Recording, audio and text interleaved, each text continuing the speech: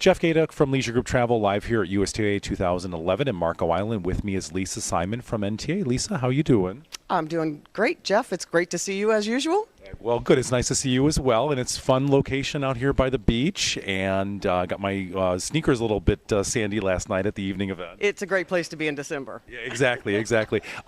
Lisa, you guys just came off what I hear is another successful NTA show in Las Vegas. For those that weren't able to attend, what did they miss this year?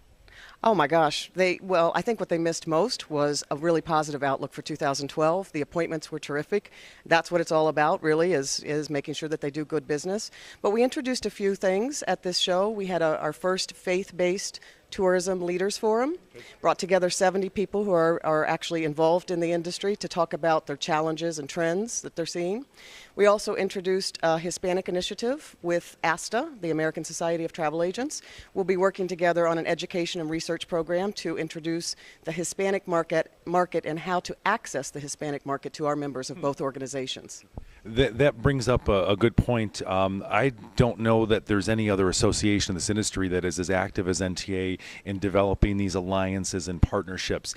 Why is that so important to you, and how does it benefit your members?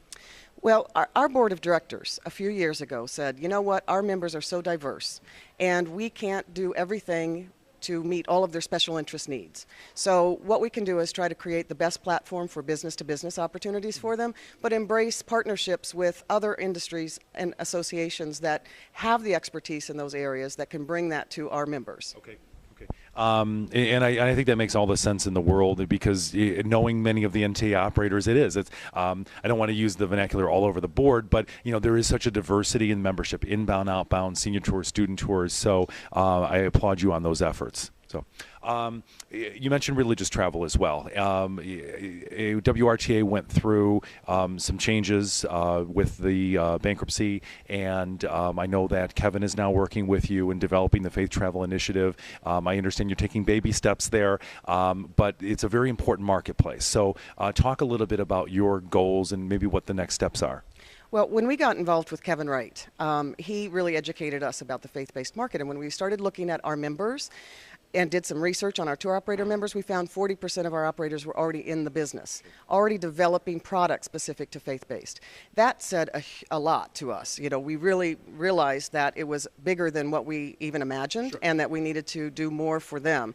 That's underestimated, I believe, because that's not even talking about your companies that are doing business with their local church groups and just taking normal vacations. This is casino trips. Right. This is faith-based product. So we know that the majority of our members are involved in it in some way. So it's huge business, there's huge potential, and there's a lot of misunderstanding about it because there's so many different definitions, and people see it one way and another group sees it another way. So what we're trying to do is bring people together who are involved in the business and see what are the opportunities out there. Okay, so more of that going forward then? Absolutely. Okay. Last year, you and I sat down at convention, and I remember during your presentation, you talked about relevancy in NTA, and I asked you the question last year is, what is NTA doing to be relevant to its members? We're a year later, and a year wiser perhaps. What are you doing to be relevant in 2012? I hope we're a year wiser, but I'm not always sure about that. But no, for 2012, and actually the future, travel and tourism looks really bright. There's still a lot of volatility in the economy and global economic situation. But I think to stay relevant, it's really about these growth markets, because tour operators need new markets, new customers, and new products. And the more we can do to continue to bring that education and business opportunities to them is what's going to make us continue to be relevant to them. I agree with that. Finally, your spring event, Contact, okay, that's relatively new with NTA. How does that differ from what people experience at convention? I know that's an initiative that you're trying to push forward. So, what do people do at Contact, and how do you make that a business building opportunity? Contact is all about education and networking.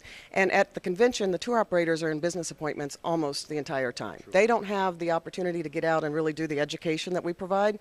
So we've created this event to where they can come and actually get the education, hands-on experience, and then network with each other, because there's a real trend of partnering the last several years, of tour operator to tour operator partnering. Again, that's how they're helping to find new markets, new products, and selling each other's tours. So this is an opportunity for them to come together, just with the tour operators and do those types of things. Okay, and where's 2012?